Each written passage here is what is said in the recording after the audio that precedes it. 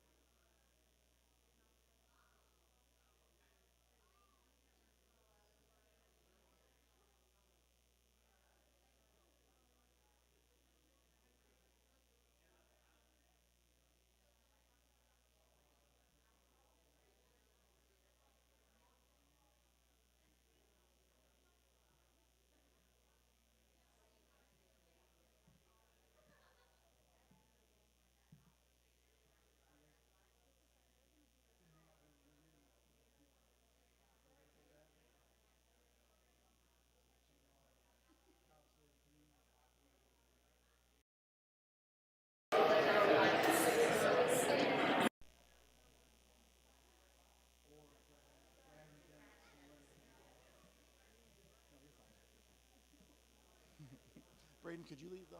You too, sir.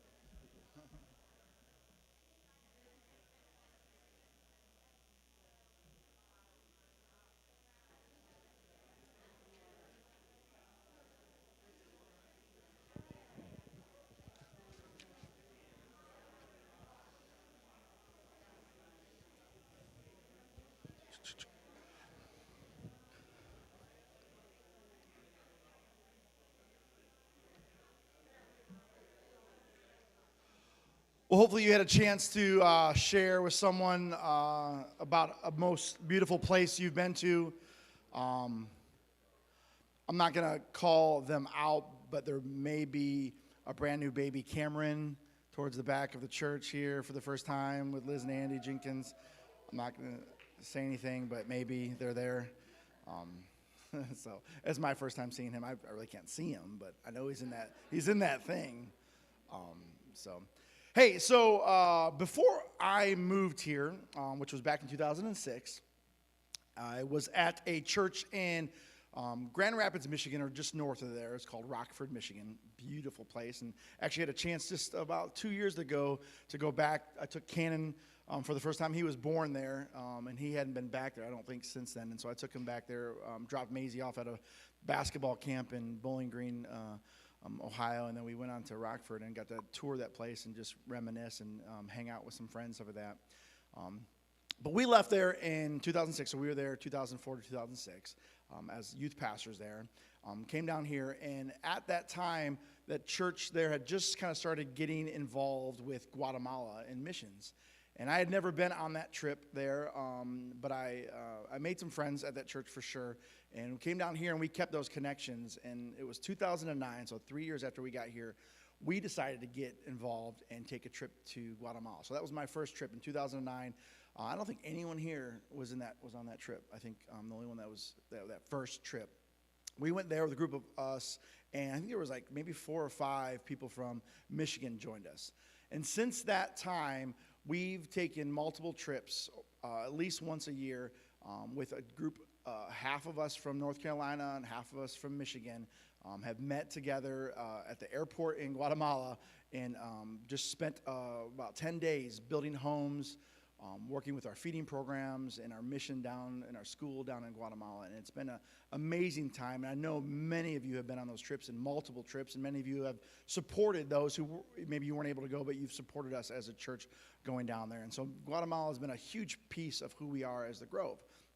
Well, I am a part of a board that meets. It's me and a handful of other guys up in Michigan, and we talk once a month, and we plan, and we go over things, and we discuss all the pieces of it. And today, one of those board members was here with us visiting on his way down to Charleston. He stopped to hang out with us. And so I'm going to invite my friend Darren Brown to come up and join me on stage. Will you help me invite Darren?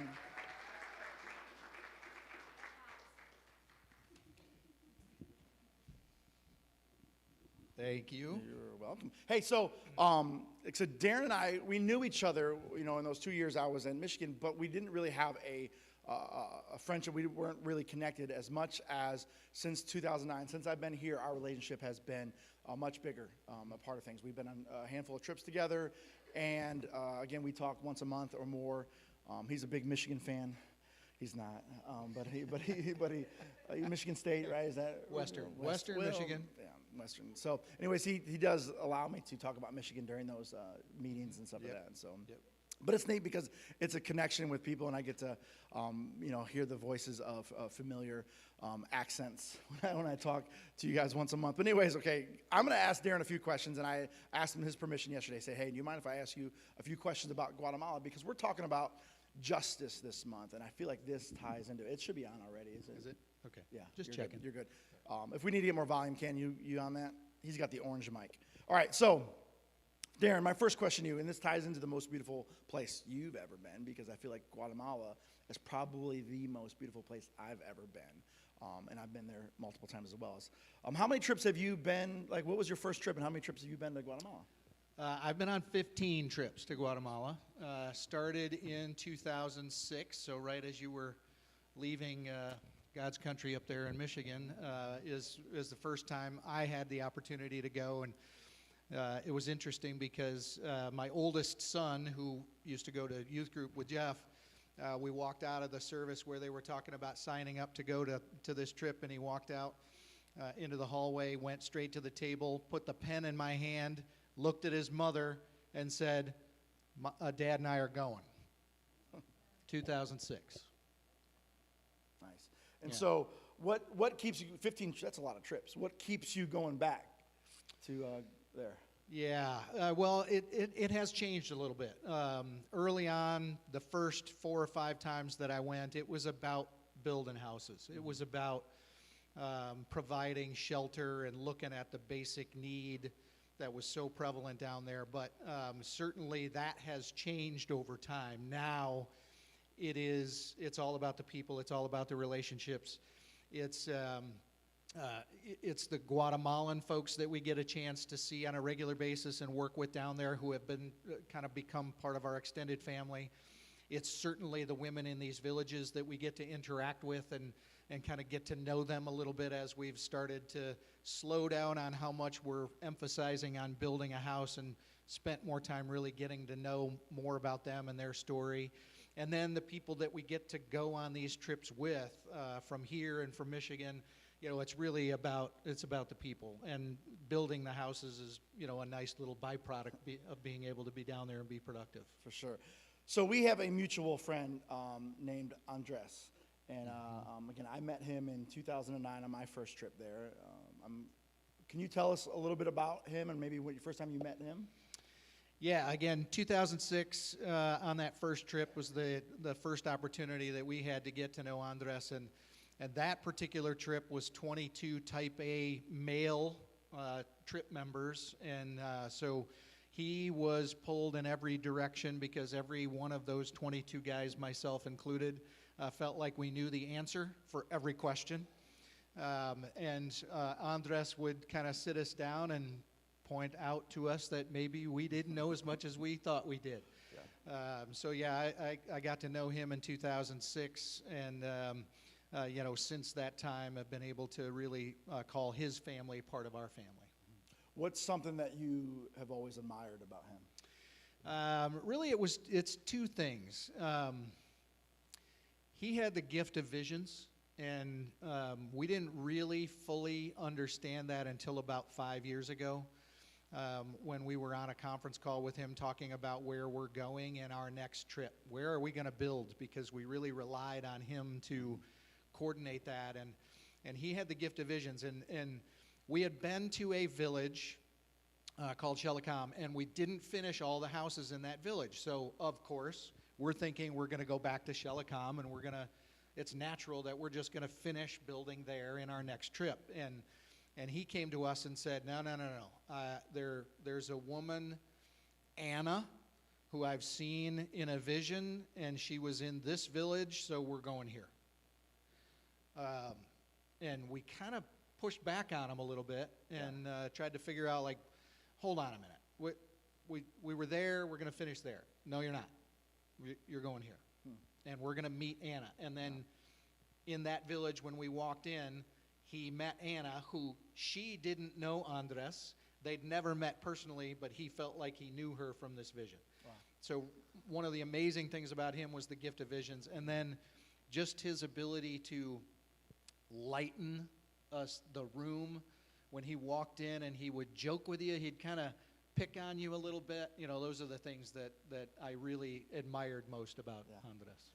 So our last trip was 2020. It was March. I was on that trip. You weren't able to come on that trip. You weren't allowed to. You had conflict of interest. But you were on the 2 weeks prior to that, I guess. I was. So we were there, and that's when all of a sudden COVID broke out and schools were closing down.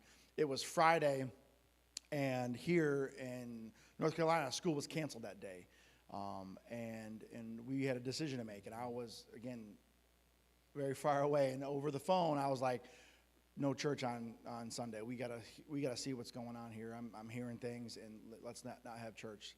on this Sunday, and that's when it shut down. And so we were and there was a handful of us that were on that trip together, and it was kind of an intense moment because we were hearing like, hey, flights are being canceled, people aren't allowed to leave, U.S. isn't letting flights come back from other countries, and so we were on one of the last flights. They had to find a plane for us. They found a plane, and we were on one of the last flights that got out of the country and were able to get back in. There were other teams that were there, not with us, but we had heard stories then once we left that there were teams of teens stuck there in Guatemala, weren't able to come back, and so we had just gotten back. And so we haven't been back as a team or organization since then. But this last July, we lost Andres to COVID. He passed away, and we haven't really had an opportunity to discuss or grieve or talk as a group. We haven't been back there to be with family, so it's all been over the phone or through translators and things like that. But one of the questions I want to ask you is just, what do you think you'll miss most about Andres? Well, there's so many things. Every time we got on a phone call with him to talk about our trips, he would end the call joking about this woman at La Iguana Perdida that we always joked with him that was his girlfriend, and that's why he wanted to go with us to the lake to finish the trips. But probably, again, kind of two things. One, when we get him over to the lake and he gets a chance to order shrimp, you just see his face light up like he had just had another baby girl. I mean, it was incredible watching him enjoy such a simple pleasure, and he was the type of guy that when he was having a good time, everybody followed. I guess the other thing is just the honor that he carried with him, and he was willing to share with others. A few years ago, they presented me with a formal red tribal jacket. Members only. Yeah, members only. Yeah, absolutely. The tribes that they belonged to, their base color was red, and so this was kind of a big deal. It was quite an honor to be presented by his family with a jacket, and she doesn't let me wear it very often. But no. I thought about bringing it here, but it didn't fit in the suitcase. Right. So we've been in discussion again for these last 2 years. Like, what's next for us? What are we going to do? We can't take trips right now. There, both ends. There's whether we should go and whether will let us, and the traveling from town to town hasn't been able to happen, and so a lot of it's been again, coordinating with his wife and family to try to keep things going and trying to keep the widow feeding programs that we have and the schools fed and taken care of. What do you see as the next thing? Like, what is next on the horizon for the Bridge of Hope? Yeah, it's obviously there's a lot of moving parts there to keep coordinated. One of the things that we had always talked about with him was he was so excited when we would bring young people down because he felt like the next generation needed to know what took place in Guatemala and the hardship that they have. And he basically, in his passing, unfortunately, it was a very unfortunate way for this to happen, but he's done that himself by passing that on to his own family. So his youngest daughter, Sandra, has taken the reins. She's running the programs for us now down there. Everything continues to move as smoothly as it did, the way he had it set up for years. But from our perspective, one of the things we're talking about as a board is this might be an opportunity for us to do something bold. It's fairly bold to go down on these trips in the first place, but it's also 2 or 3 weeks every year that we have an opportunity to go serve there, and we're starting to see that maybe there's an opportunity for the ministry to continue and serve that area 52 weeks of the year. And so we're thinking about some things that maybe we can open up a trade school for the kids who graduate out of our feeding program school in Chassis. They're 13, 14, 15 years old, and they're still relatively unskilled, but they're educated. And so one of the things we're thinking about is potentially having a trade school to teach them how to build. Right. And then maybe we can hire them in crews on a rotating basis where they're able to make a living and earn, earn a little bit of skill there, money, and learn a trade to be able to build houses while we're not there. So there are some things that we're thinking about now that we think maybe God's taking this as an opportunity to make it bigger and more bold. So we've been in a series talking about justice, and the Hebrew word is mishpat, and that's found 200 plus times in the Bible, and it's this idea of fair and equity. And then there's this word called tzedakah, and it's the translation into righteousness. And a lot of times we think of righteousness as personal righteousness. How well am I reading my Bible and staying out of sin and doing these things? But according to Scripture, righteousness was based off of how you treated the other, the marginalized, the less fortunate. Righteousness was tied into that. It wasn't a personal to-do list or task or my own. It was about justice. And the way it was gauged in biblical time was how you treated four classes of people. It was the widow, the orphan, the immigrant, and the poor. How you treated those groups of people would be able to testify whether or not a city or a town or a person was righteous. And so, again, you haven't been a part of that series, but hearing that, how does this mission into Guatemala practice? How are we practicing justice? Yeah, that's a great question. I think this mission to Guatemala epitomizes that. The widows in particular, they're in a state where their opportunity to better their life is almost non-existent. They cannot work to make enough of a living to be able to afford to buy the materials for the houses like what we build for them. There isn't enough work for them to do. There isn't enough wage for them to earn. So they are literally surviving hand to mouth, almost on a daily basis. And so when I think about the way you just described that, Jeff, this environment, this area of the world where they wiped out almost an entire generation of men, those who are left behind have almost no means to better their life. The widows certainly, they're in a terrible situation. If they have family members or others in their village that have taken them in, they're lucky. And so just being able to provide some shelter and see that once again they can experience joy in their life, because for 30, we heard stories of women, and in 2018 I think we heard a couple of them where there were two women in particular that gave testimony that, I gave up praying. I prayed for 30 years that God was going to deliver us from this suffering, and he never did. And then you showed up and you built us houses and you shared ministry with us, and you just spent time with us to get to know us, and now I know that he was listening. And so when you hear that, you realize that that is the only way to justice for them, is just for us to demonstrate God's love on them, because they have no other way of improving their lives without it. Well, Darren, I want to say thank you so much for being here and sharing and continuing to be a part of this. Darren will continue to be connected through us as we go, and we look forward to what's next, and a next opportunity for us to go as well together. So thank you for being here, and enjoy your time. And so help me thank Darren. Thank you.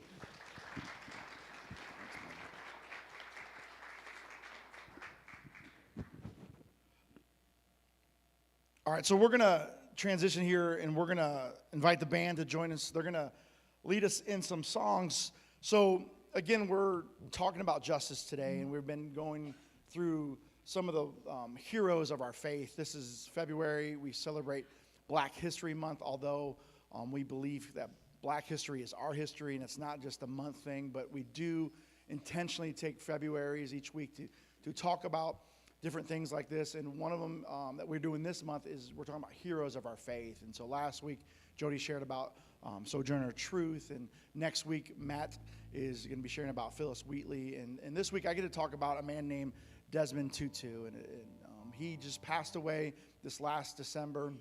And so I spent the last week just kind of diving into some of his books and writings and interviews. And in a few moments, I know we're going to go a little bit longer today because I'm going to share some of that stuff with you and let you experience Desmond Tutu on your own, because is an amazing man that he was. But I want to read a prayer from his book. Now, this book's called An African Prayer Book, and he wrote this. And these are not all his prayers, but these are predominantly books written by Africans and some other people that just were tied into Africa at the time. But he put together some great prayers, and I'm going to start off one today, and it's called an African canticle, and that's like a hymn or a chant or maybe like a song of praise that they would sing as every time they gathered together. And this is a traditional African canticle, and I want to read this again. It's neat. The wording in here obviously is ties all of Africa. You'll hear this in some of the words, but I wanted to read this as we go into worship together. It says, "All you big things, bless the Lord. Mount Kilimanjaro and Lake Victoria, the Rift Valley and the Serengeti Plain. For boba and shady mango trees, all eucalyptus and tamarind trees, bless the Lord. Praise and extol him forever and ever. And all you tiny things, bless the Lord. Busy black ants and hopping fleas, wrangling tadpoles and mosquito larvae, flying locusts and water drops, pollen dust and tsetse flies, millet seeds and dried daga, which is sardines. That's their word for sardines. Bless the Lord. Praise and extol him forever and ever." I want to invite you to stand with me, and we're going to sing a few songs together.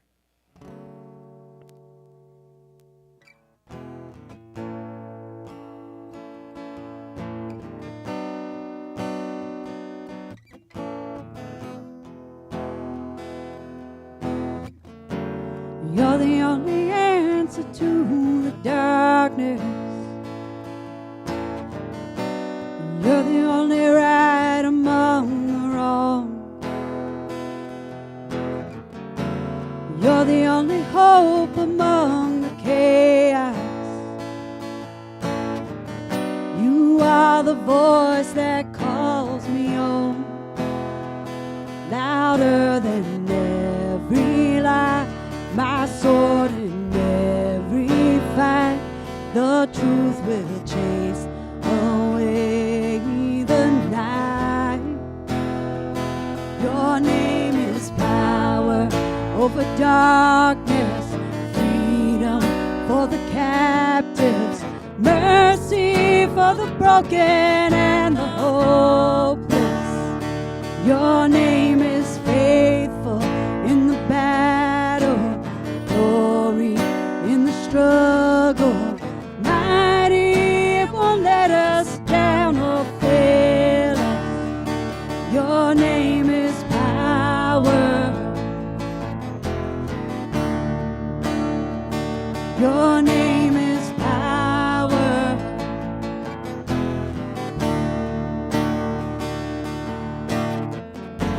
I know it is written, hope is certain.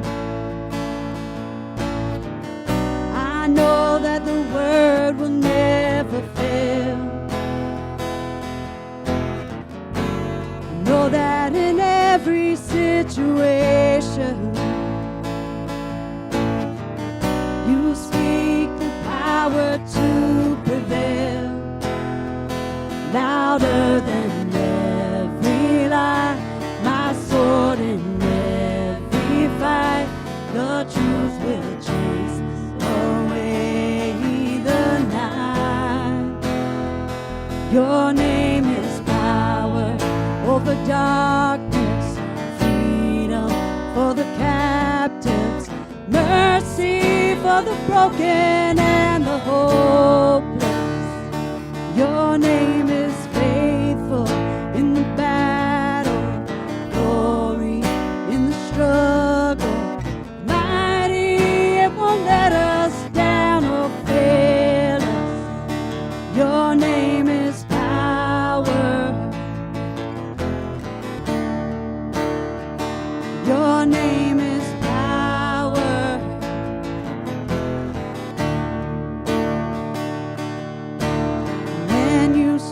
You scatter darkness, light arise, and heaven opens. Holy Spirit, let us hear it.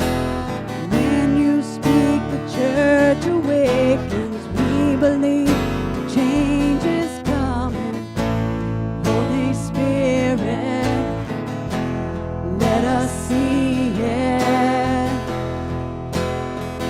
Your name is power over darkness, freedom for the captives, mercy for the broken and the hopeless.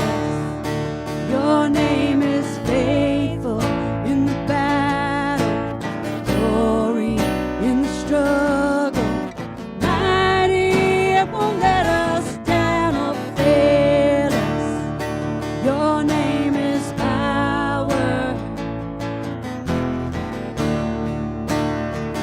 Your name is power.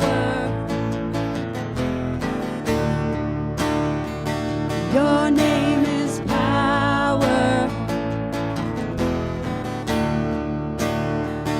Your name is power.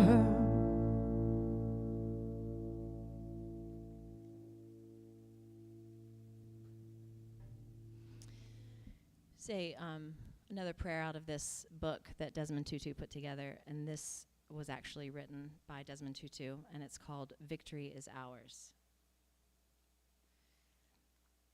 Goodness is stronger than evil. Love is stronger than hate. Light is stronger than darkness. Life is stronger than death. Victory is ours through him who loves us.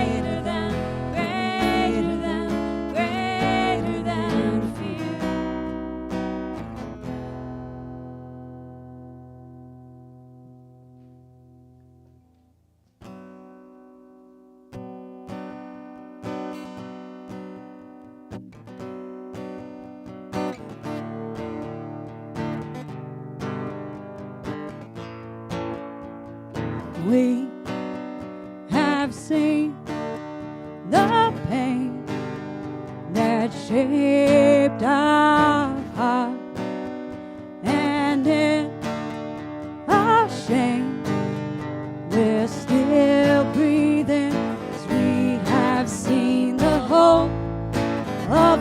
healing rising from our souls is the feeling we are drawing close. Your light is shining through. Wake up, wake up, wake up, all ye sleepers, stand up. Stand up, stand up, all ye dreamers, hands up. Hands up, hands up, all believers, take up your cross, carry it all.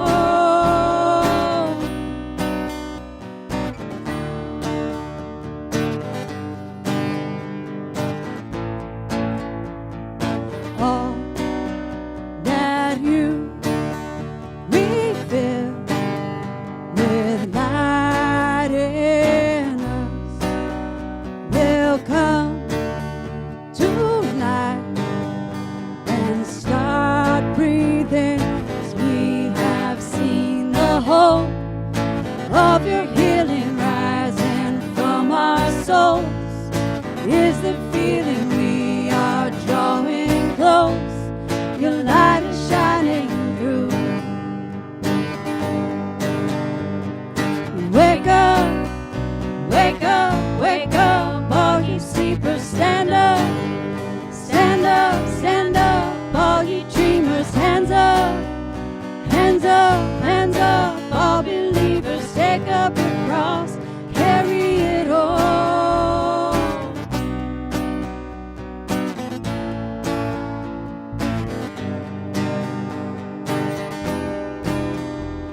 Here we stand, our hearts are yours, not our will, but yours be done. Oh, here we stand, our hearts are yours, not our will, but yours be done. Oh, here we stand, our hearts are yours, not our will, but yours be done. Oh, here we stand, our hearts are yours, not our will, but yours be done. Wake up, wake up, wake up, all you sleepers, stand up. Stand up, stand up, all ye dreamers, hands up. Hands up, hands up, all believers, take up your cross, carry it all.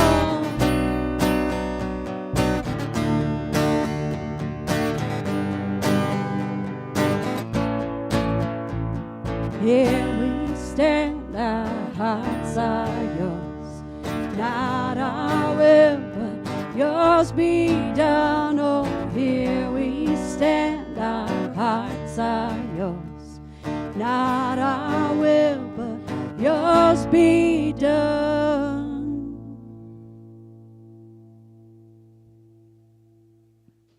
Amen. Y'all can be seated.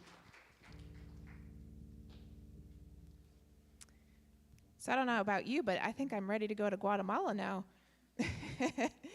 I just love the opportunity to, hear from Darren and Jeff and just kind of reflect on some of the things that we've been able to be a part of over the last decade plus. And really, that first time that I was able to go on the trip, I was just, kind of starstruck, mesmerized. I didn't even know what to expect. I didn't know that if I could even build a house, because I can barely swing a hammer, but I learned that there were a lot of jobs. And even if I wasn't the best with a hammer, I had the best experience. That is honestly probably the best memories of my life, outside of all my kids. But I just feel like, and you, of course. I mean, you helped with all the kids, so they came like they're. And when the trip is all kind of come to the end and you get a chance to go, they tell us you're going to go on this boat ride and you're going to go out on this lake. And I'm like, what are you talking about? And it might be a little choppy. You might get wet. And I'm like, oh, okay. You don't really know what you're doing. And you just kind of, okay, sure, that sounds good.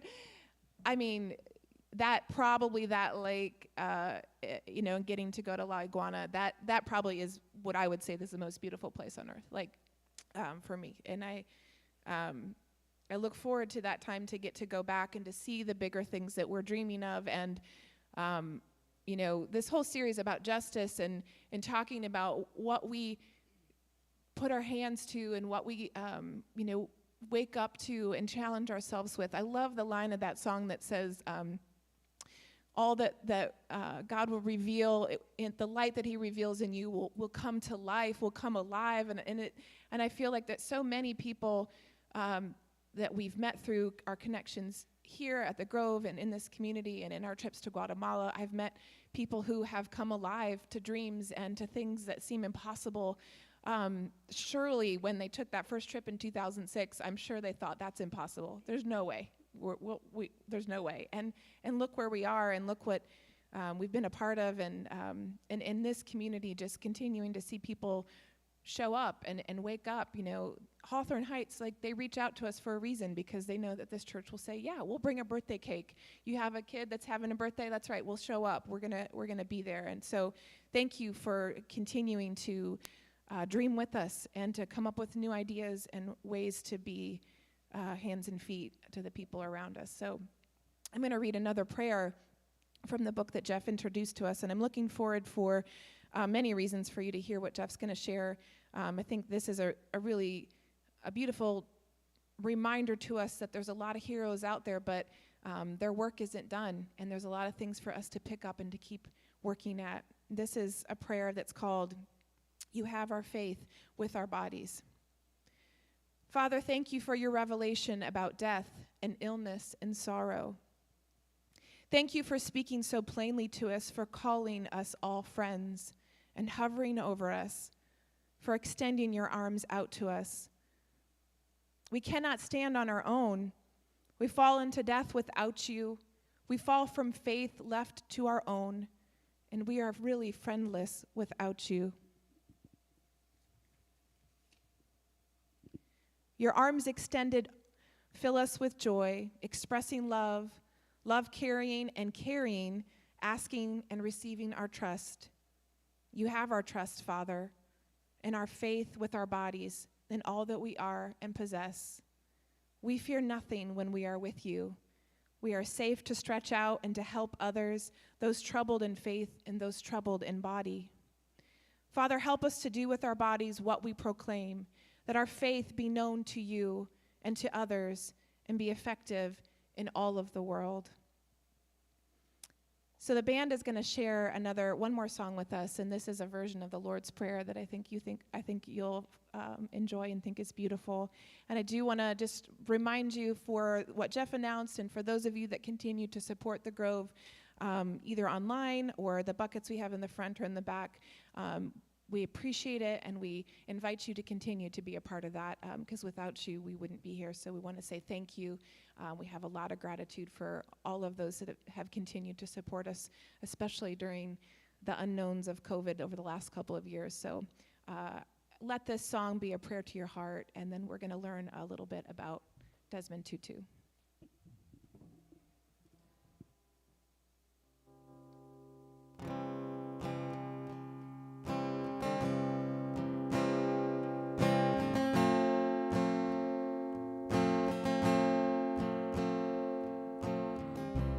Our Father God, great is your name. Your kingdom come here in this place. Great are you, oh God, my God. You won't stay silent against the violence. Great are you, oh God, my God. You're breaking the distance. Your heart's insistent. Oh,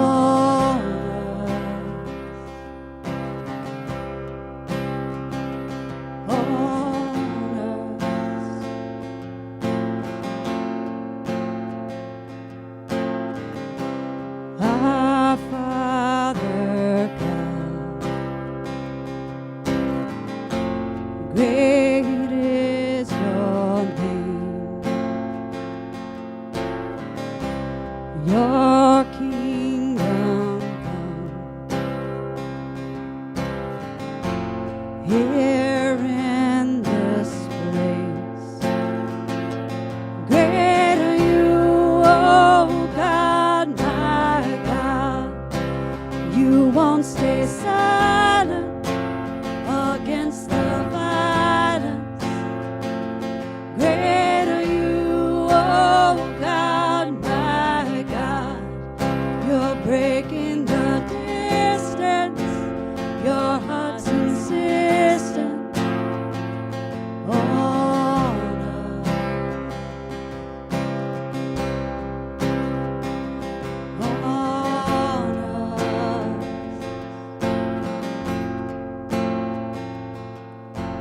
You're caring for us. You're forgiving us. You're guiding us. You're caring for us. You're forgiving us. You're guiding us. Your kingdom comes.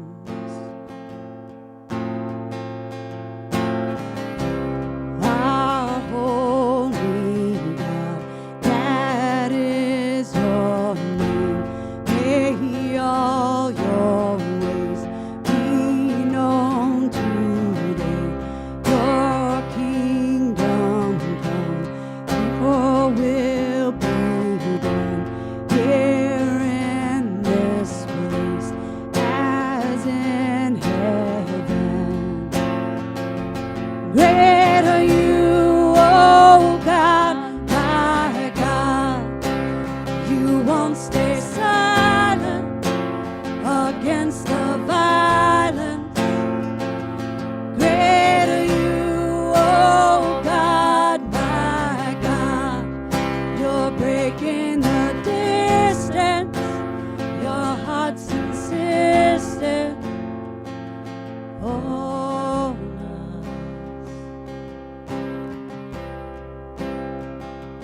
On us.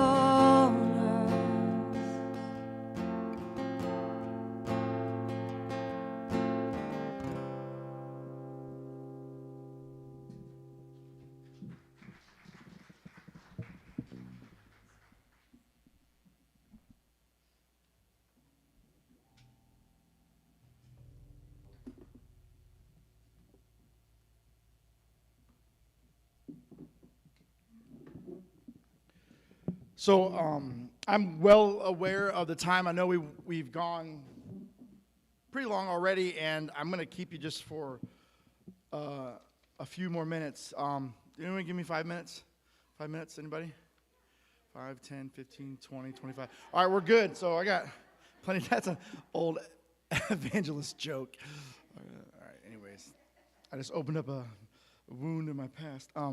But yeah, so what I'm going to do here is I am, because of time, I'm not going to walk you through kind of a timeline of his life. What I'm going to ask is, will you please this week get on the internet and Google Desmond Tutu and read an article about him. The AP has a great article about him, about being the conscience of Africa and passing away at the age of 90. And so please, I'm encouraging you, challenging you this week, read an article about him, and I think you'll enjoy it. But let's start off with, because I'm gonna cut some of this out. Watch this video with me. This is just a quick intro of who he is and a little story that was done about him. So let's watch this, and let me introduce you to Desmond Tutu.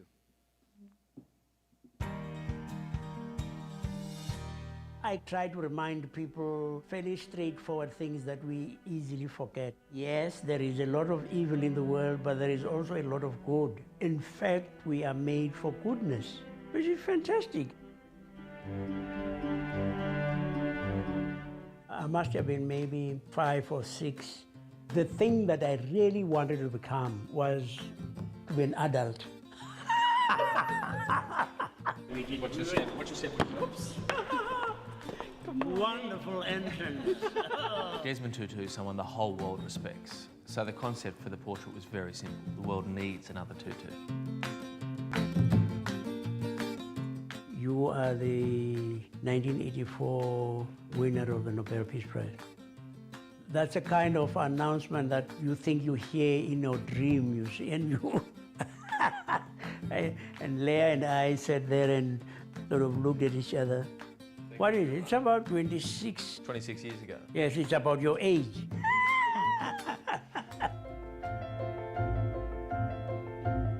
They speak about a Tutul legacy, which is, I suppose, standing up for justice, saying it is possible for enemies to become friends, reconciliation and peace, speaking up for those who are downtrodden, who are the marginalized. And I'd like you to do whatever you feel comfortable with. If you want to look horrified at the tutu, if you want to laugh at the tutu, whatever you feel comfortable with, because you are tutu. There's nothing to see there. The Archbishop got up on stage. He almost broke my tutu. He danced around the tutu and then had all of us in fits of laughter. When they had the World Cup for the homeless, somebody took a picture of me kicking a ball. Nelson Mandela said, they must tell me I must act my age. If you could do exactly what you're doing now, but look at me. Why? We got a fantastic shot of the Archbishop. It really is like a magician pulling something out of a hat. The world needs another tutu, and I think nothing says it better than that.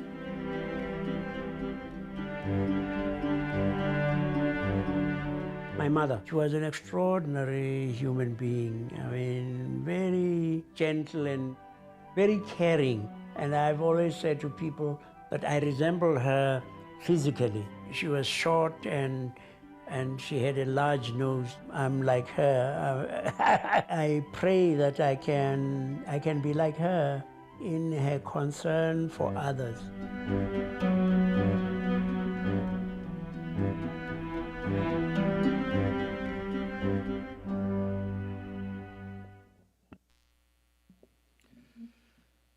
All right, so I'm going to share with you just real quick, briefly. So a few things that I admire and then I found inspiring about Desmond Tutu. And I'm going to run through these real quick. I'm going to talk faster than normal. I know I talk fast already. It's North. Darren will get me. Darren will catch every word, I bet. All right, so one is he used his influence. That was one of the things I admired for him. He worked for justice. Nelson Mandela called him the voice of the voiceless. He was about restorative justice, not just justice, but restorative justice. I'm an Enneagram 8. If you didn't know, or if you don't know about Enneagrams, I'm all about justice. Now, he was an Enneagram 2 a helper. But for me, justice, everything justice resonates with me.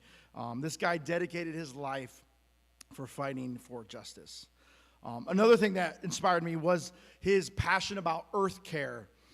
He said this: the whole world stands faced with a common threat to climate change. The global threat already affects us all, in particular the poorest and most vulnerable. That alone should move all governments to act. But my heart is heavy when I imagine the devastation that we'll face our children and our children's children if we do not act now to stop it. The final measure of a generation's courage is the memory of what they have done. We must live in memory. As the generation that pulled humanity back from the brink of catastrophic climate change, droughts, floods, water shortages, and already on the increase because of climate change. Science has spoken on the urgent need to tackle the challenge. Now is the time to listen to our conscience. There is a clear moral imperative to tackle the causes of global warming. We're part of nature, yet we alone can act. Our destiny must be as guardians of the earth, not users and abusers of the only home we have. We all have a responsibility to learn how to live and develop sustainably in a world of finite resources. We must make peace with this planet. Who can stop it? He says, well, we can, you and I. And it's not that we can stop it, but we have a responsibility to do so. It is a responsibility that begins with God commanding the first human inhabitants of the Garden of Eden to till it and keep it. To keep it, not abuse it, not to destroy it. A third thing that I admired about him that inspired me was his LGBTQ inclusion. He used his power to advocate for the powerless. He campaigned internationally for human rights, especially LGBTQ rights and same-sex marriage. He says, "I would not worship a God who is homophobic." He said this in 2013. He was launching a campaign for LGBTQ rights in Cape Town. He says, "I would refuse to go to a homophobic heaven. No, I would say sorry. I would much rather go to the other place." Tutul said that he was as passionate about this campaign as he ever was for apartheid. He said, "For me, it is at the same level." And he was one of the most prominent religious leaders to advocate for LGBTQ rights, a stance that put him at odds with many in South Africa and across the continent as well as the Anglican Church. He said that South Africa was a rainbow nation of promise for racial reconciliation and equality. My first time hearing his voice and actually coming to know who he was and seeing him for the first time was in a documentary called For the Bible Tells Me So. And this is something we've been encouraging you to watch. And it's on Apple TV. I have 2 of it on DVD if you still have a DVD player. But it's an amazing documentary. And this is the first time I ever heard him speak, was here in this quick clip. I can't, from the life of me, imagine that God would say, "I am going to punish you because you are black. You should have been white. I will punish you because you are a woman. You should have been a man. I punish you because you are homosexual. You ought to have been heterosexual." I can't for the life of me believe that that is how God sees things. Another thing, a fourth thing, and this is something that Beth alerted to me last week. Know Beth's story. She spent a lot of time in South Africa working there. And so she said, "Have you heard of the spirit of Ubuntu?" And I hadn't, and so I learned about it this week. And the spirit of Ubuntu, let me read this for you from his book. It says, in South Africa, Ubuntu is our way of making sense of the world. The word literally means humanity. It is the philosophy and belief that a person is only a person through other people. In other words, we are human only in relation to other humans. Our humanity is bound up in one another, and any tear in the fabric of connection between us must be repaired for us all to be made whole. This interconnectedness is the very root of who we are. In other words, humanity is connected, that without other humans, we're not human. It requires humans to be humans. That's how we learn to speak. It's how we learn to walk. It's how we learn to do things, by imitating, by seeing other humans. And then it goes on to say that when this idea of apartheid was happening, he was saying that when you dehumanize me, in fact, you dehumanize yourself. When you hurt me, you hurt you. And that's a piece of this, of our connectedness. Martin Luther King talked about this in his idea of the beloved community, when he would say things like, a threat to justice anywhere is a threat to justice everywhere. This idea that we're all connected. Pull that back to Scripture in Matthew 25, verse 34. Then the king will say to those on his right, "Come, you who are blessed by my Father, take your inheritance, the kingdom prepared for you since the creation of the world. For I was hungry, and you gave me something to eat, and I was thirsty, and you gave me something to drink. I was a stranger, and you invited me in. I needed clothes, and you clothed me. I was sick, and you looked after me, and I was in prison, and you came to visit me." And then the righteous will answer. There's that word again, righteous. The righteous are going to answer this. "Lord, when did we see you hungry and feed you, or thirsty and give you something to drink? When did we see you a stranger and invite you in, or needing clothes and clothe you? When did we see you sick or in prison and go visit you?" And the king will reply to the righteous, "Truly I tell you, Whatever you did for one of the least of these brothers and sisters of mine, you did for me. Connected, humanity connected in that way. A fifth thing that I admired was his ethic of love and how he saw the other and how he read his Bible. He was Anglican, so for some of you that know a little bit of story about that, he was never taught to take the Bible literally, so he didn't have that obstacle to go through, like many of us Protestant or evangelicals might have been taught to do. He once said this, he says, if you can show me where the Bible supports apartheid, so this idea of segregation, if you can show me where the Bible supports that, then I will tear it up and I will quit being a Christian. He had an ethic of love in how he interpreted the Scripture. And that's what we say here all the time, that when we read our Scripture, we read this narrative of loving others, loving your neighbor.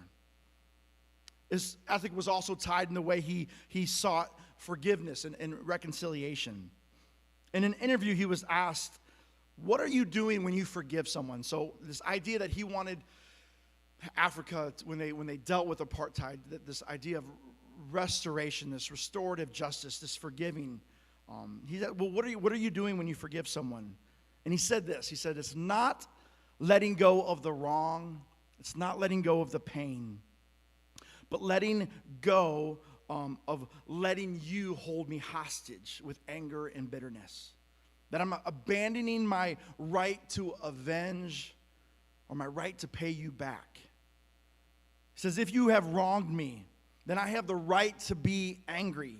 Retribution is my right. But by forgiving you, I open the door for you to make things right and to make a new beginning. He says you can't will away the pain. You know, there's no act of letting go of the hurt or the pain that someone has done to you. But you can say that I'm not going to let you victimize me any longer or hold me hostage to where I'm always in this state of wanting to pay you back and begin the work towards the possibility of reconciliation, he said.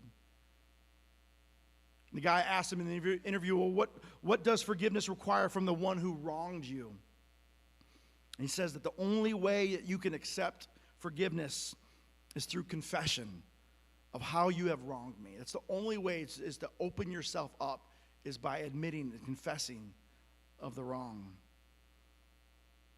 You know, I'm not sure where all of you are, but I do know where some of you are on this journey of forgiveness and grief and reconciliation. And something that stuck out to me this week, I read it in his book. I read it like 15 times, and so I know it's for someone here. It might just be for me, but I couldn't get past it. He wrote this book called The Book of Forgiving with one of his daughters. And I know when I hear that, or if someone were to give me a book about forgiving, and they know where I'm at, that I'm maybe in a moment of I'm trying to forgive. I don't want to read it. I'm like, don't give me a book that tells me how to forgive. It's not that kind of book. It's not telling. It's an amazing. I've only been into the introduction. I couldn't stop. I had to read it again. It's really good. But this is a prayer that I've never heard prayed before, and I'm like, when I read it, certain people came to my mind. I'm like, I think they need to hear this. It may speak to them, and so I'm going to read it to you, and hopefully. I hope it speaks to someone here. It's called The Prayer Before the Prayer. He says, I want to be willing to forgive, but I dare not ask for the will to forgive in case you give it to me, and I am not yet ready. I am not yet ready for my heart to soften. I am not yet ready to be vulnerable again.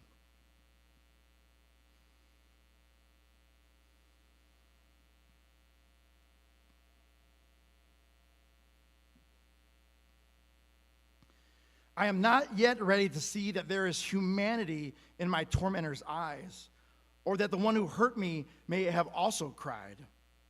I am not yet ready for the journey. I am not yet interested in the path. I am at the prayer before the prayer of forgiveness. Grant me the will to want to forgive. Grant it to me, not yet, but soon. The prayer has 3 pieces to it. It's an amazing prayer, but that piece it stood out to me, and I hope maybe some of you. And the last thing, I want to wrap this up with is joy. Desmond Tutu once said that we were made for laughter. I love having fun, and this embodied joy. It seems for churches and for Christians alike, we seem that we are very well known for what we're against, and very often not known what we're for. His entire life was dedicated to serving brothers and sisters for the common good. He was a true humanitarian, and that was from the Dalai Lama. I don't know if you know who that is. That's the Buddhist leader, he was Tibet's exiled spiritual leader and a very, very close friend to Desmond Tutu. And it's weird because you don't see that a lot in faith, where people from other faiths connect in the way as deeply as the two of them did. Usually they're our enemies, and we're against them. We hear the word Muslim, and we get defensive, and we get angry, and we blame, or we hear other religions. Growing up, we've talked about this several times here in our evangelical upbringing, that if you weren't Baptist, or if you weren't Lutheran or Methodist, or we were Assemblies of God, we were the best. We really thought other people weren't not going to be there at the end with us because of what they believed. And the two of them, their friendship was amazing. In the joy that he had, it says his legacy is a moral strength, a moral courage and clarity. He felt with the people. In public and alone, he cried because he felt people's pain, and he laughed. No, not just laughed, but he cackled. You heard that in the first video. He cackled with delight when he shared their joy. Smiles, jokes, his laugh was contagious. And I want you to watch this last video here, and then I'll wrap it up. But this is him at the end, kind of sharing his relationship with the Dalai Lama. The two of them at the end. This is right before Desmond passed away. But this is them having a chance to talk, and it's kind of a back and forth between their screen video, and then them being in person prior to that. Watch this with me.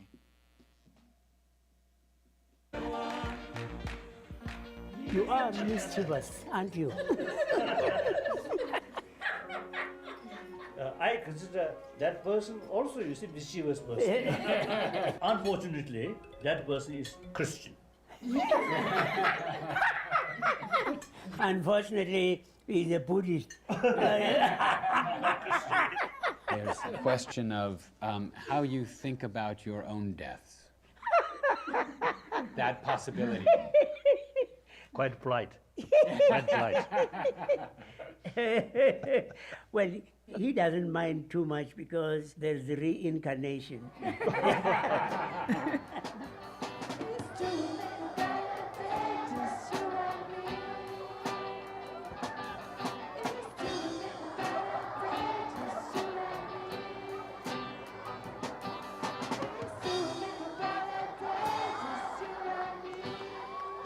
And I'm wondering, what is it about your friendship with each other that allows you to have this kind of extraordinary joy? He's always troubling me. I admire him enormously. Oh, he's going to get proud.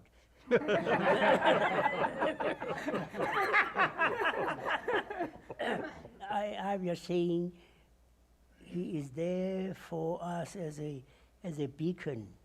So I really love, you see, he always teasing me, and also I tease him. You see, so we really become something quite special. Yes. So, and also his face is, you see, the head looks like a monk now. You see, this picture, special picture, I think at time of my death, I will remember you.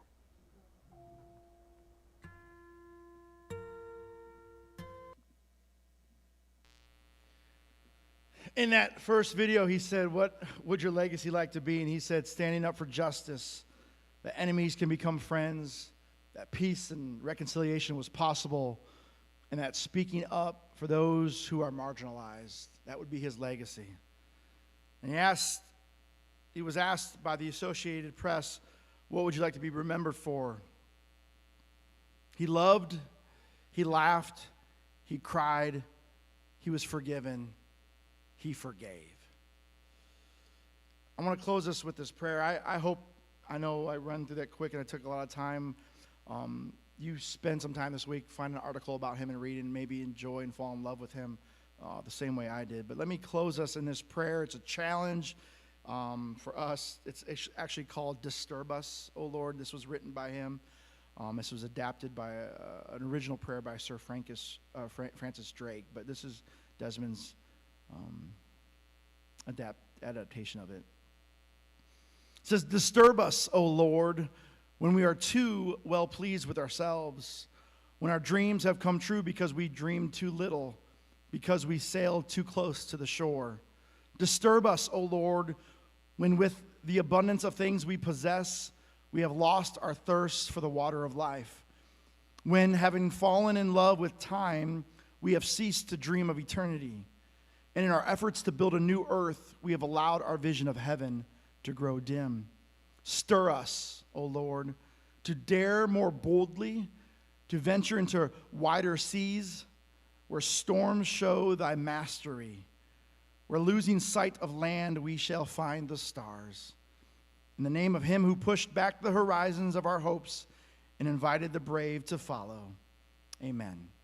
Guys, thank you so much for being a part of today and enjoying Darren. Make sure you say hello to him before he takes off today. And we'll see you guys next week. Matt's going to share teens tonight. And if you're helping out with Hawthorne Heights, there's baskets or there's online giving. Guys, we love you. We'll see you next week.